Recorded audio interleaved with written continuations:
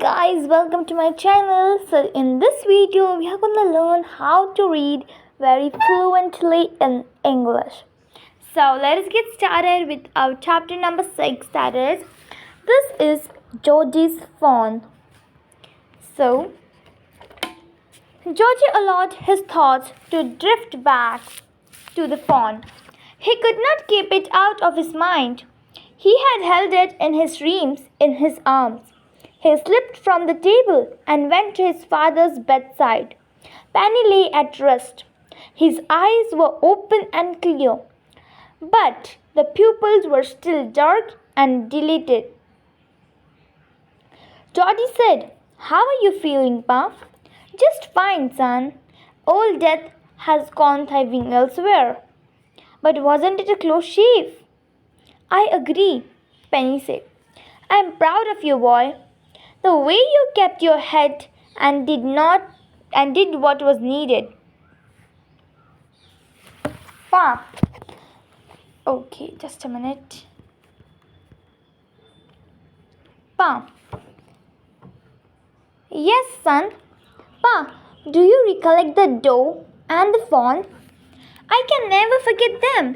The poor doe saved me, that's certain. Pa, the fawn may be out there yet. It might be hungry and very scared. I suppose so. Pa, I'm a big boy now and don't need to drink milk. Why don't I go and see if I can find the fawn and bring it here and raise it? Penny lay quiet, staring at the ceiling. Boy, you have got me hemmed in. I won't take much to raise it, Pa. It'll soon start eating leaves and acorns. You're smarter than the boys of your age. We took its mother, and it wasn't to blame. Surely it seems ungrateful to leave it to starve. Son, I can't say no to you. I never thought I would have lived to see another day. Can I ride back with Millville and see if I can find it? Tell your ma. I said you can go. He slided back to the table and sat down. His mother was pouring coffee for everyone.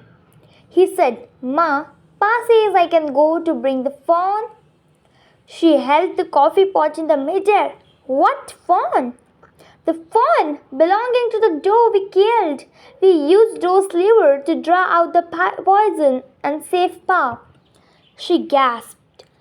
"Well, for pity's sake, Pa says it would be ungrateful to leave it to starve." Doc Wilson said, "That's right, Mom.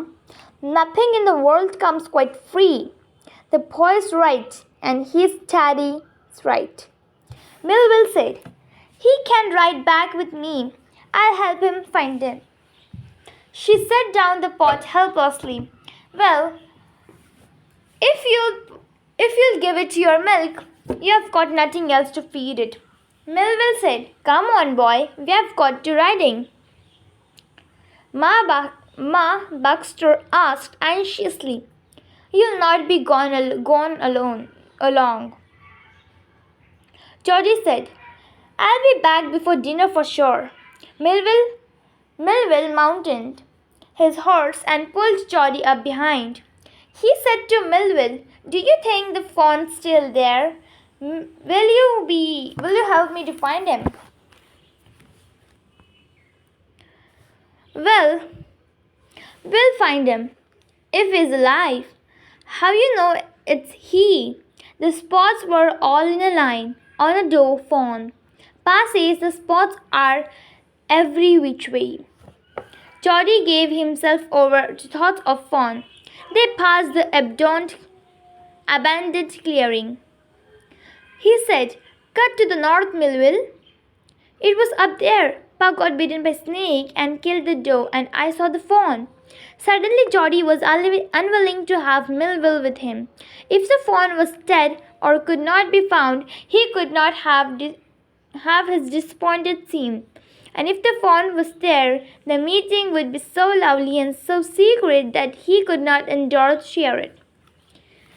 He said, "It's not far now, but the scrub is very thick for a horse. I can make it on foot. But I'm afraid to leave you, a boy. Suppose you got lost or got bitten by snake too. I'll take care. It might take me a long time to find the fawn if he's wandered. Leave me off right here." "All right, but you take it easy now. You have north, where and east. There and there. That all pine makes a bearing. So long, Miguel. I'm obliged." He waited for the sound of the hoofs to end, then cut to right. The scrub was still. Only his weak crackling of twigs sounded across the silence. He wondered for an instant if he had mistaken his direction. Then a buzzard rose in front of him and flapped into the air. He came into the clearing under oaks. Buzzards sat in a circle around the carcasses of the doe. They turned their heads on the long on a long scrawny necks and hissed at him. He threw his bow and then they flew into the adjacent tree. The sand showed large cat prints, but the big cats killed fresh, and they had left to the carrion birds. He parted the grasses at the place where he had seen the fawn. It did not seem possible that it was only yesterday. The fawn was not there. He circled the clearing. There was no sound, no sign. The buzzards clacked their wings, impatient to return the business. He returned to the spot where the fawn had emerged and dropped on all fours. Studying the sand for small hoof prints, the night's rain had washed away all tracks except those of the cat and buzzards.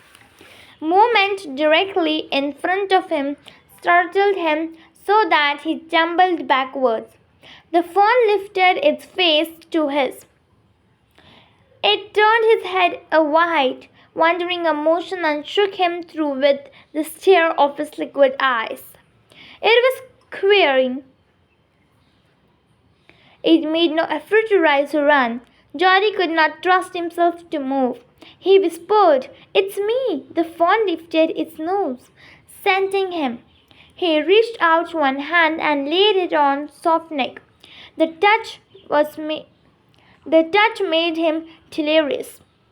He moved forward on all fours until he was close beside it. He put his arms around his body. A light convulsion passed around over it, but it did not stir.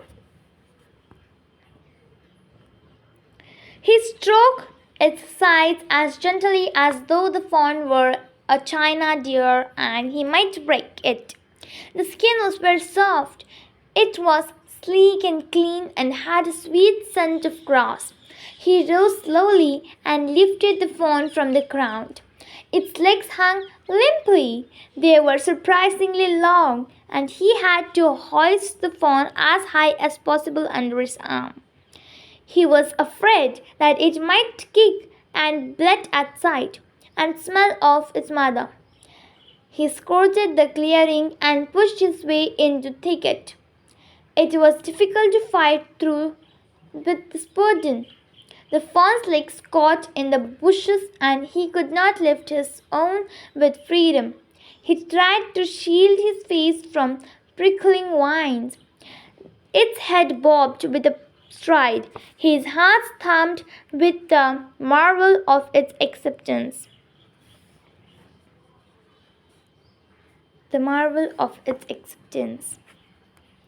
So, till now, the story was so good.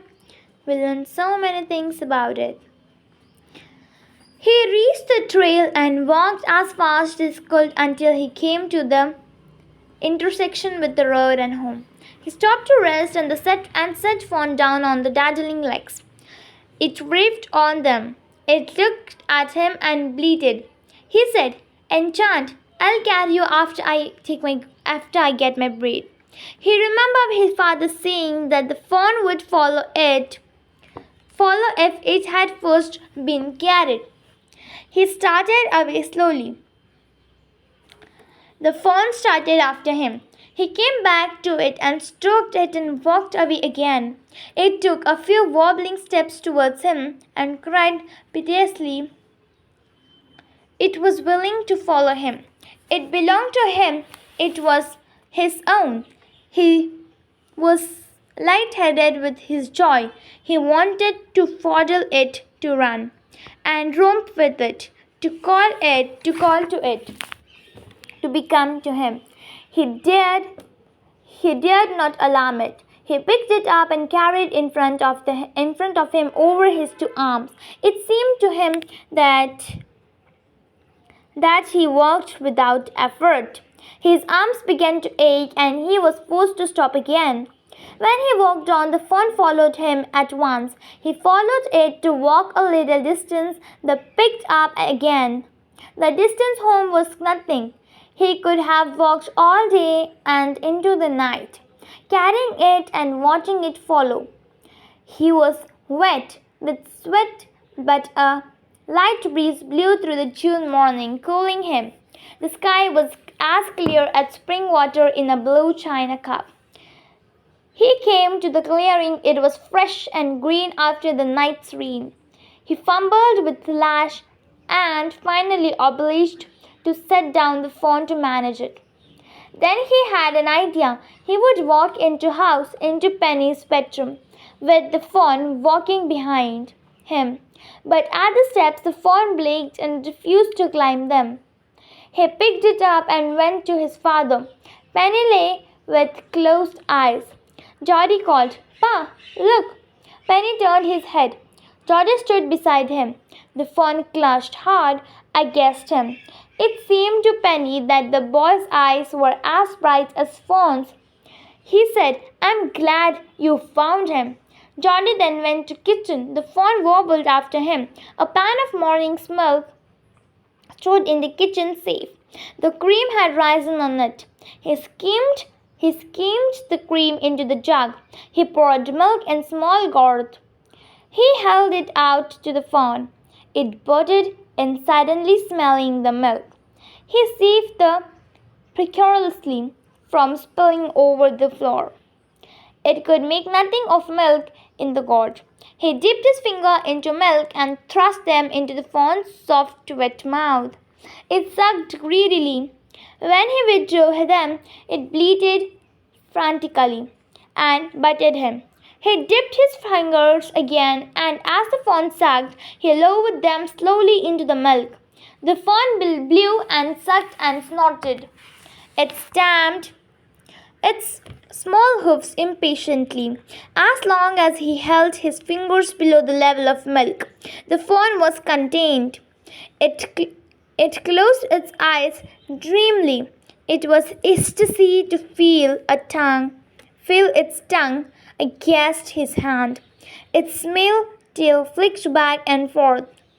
The last of the milk vanished in the swirl of foam and gurgling. This is a fantastic story written by Marjorie Keane Rawlings. So, in this story, the sympathy is shown towards the poor animals. So, this is comprehension check.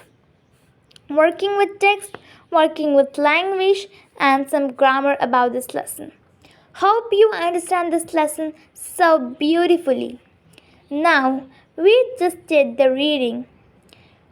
Due to reading, our pronunciation increases, therefore, reading is always beneficial for us. If you like this video, don't forget to subscribe my channel. Thank you.